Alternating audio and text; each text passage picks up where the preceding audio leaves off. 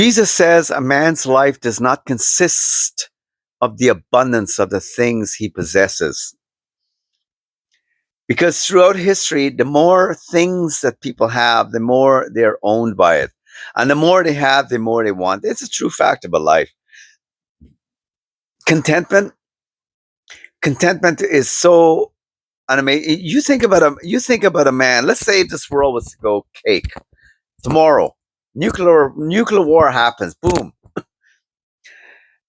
Jesus gave an analogy, a story. Says, not as a future telling story. He says, and he made a point of it. He says that there's coming a time in history, and he says that when these things begin to happen, let not him in his house run back to try to save, but flee, flee to the mountains, leave everything behind. He even told us that guy before he had a walk with him. That's where the story of faith began to take its motion throughout history, because he was looking for somebody.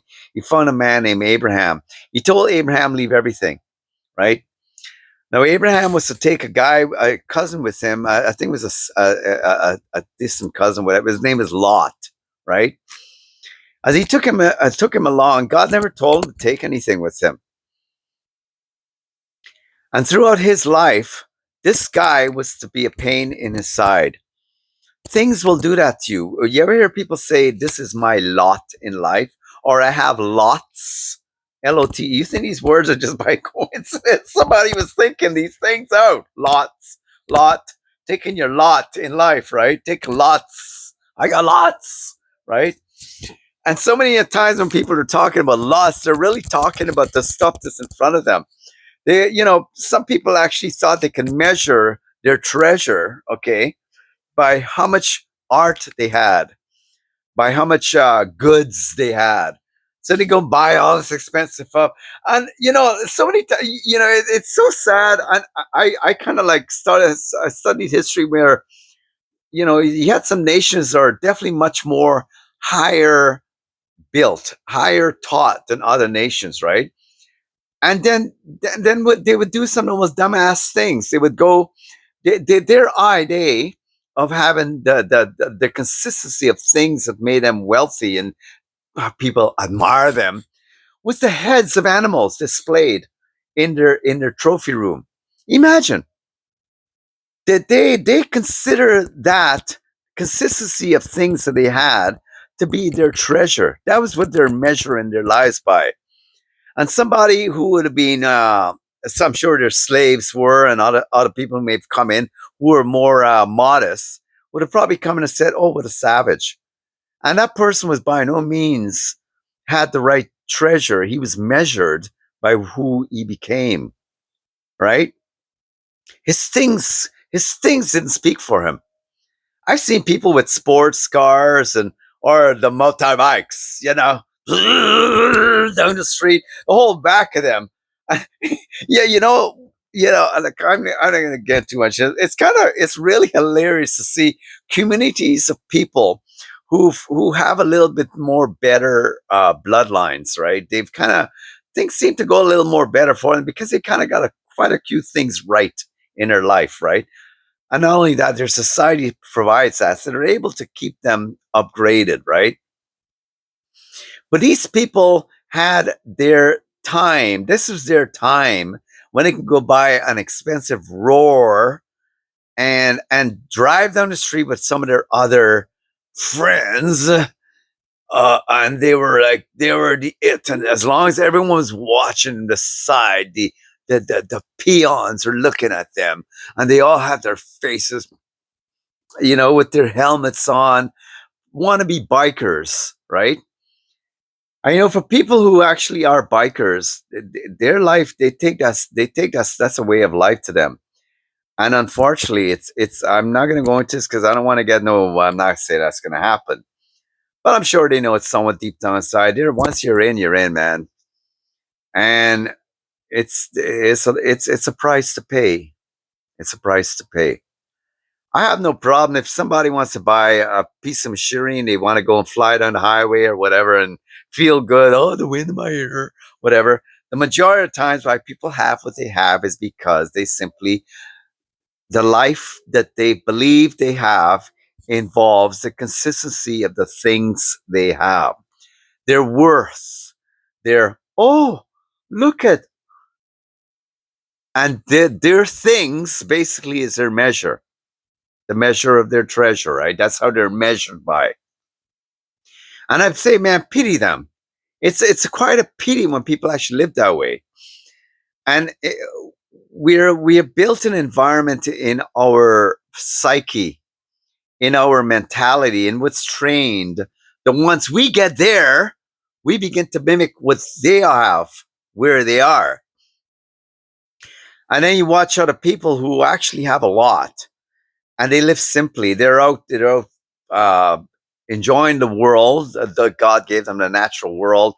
I mean, I'm looking at I'm looking at a scene right now on TV. I'll just turn it around for a second here, right? And that is my go-to, my place of peace, because I remember that place. I remember when I was young, growing up like that. And people, it is a true fact. Not that I'm saying poverty is good. Poverty is never good for anyone. Really isn't. It's a very bad. It's a travesty.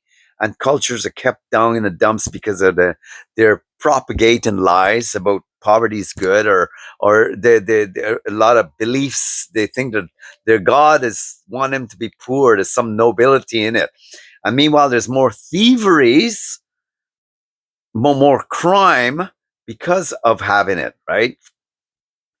But they have discovered that they said the people that have the most smiles in their faces, kids, even people who live humbly, people who live modestly. You go to some of these countries in the Mediterranean and even in the third world, you see the big, big smile on the face, and they're out on the beach, and they're fishing, or on the water, and they're living a specific way, and they live off the fruits of the land.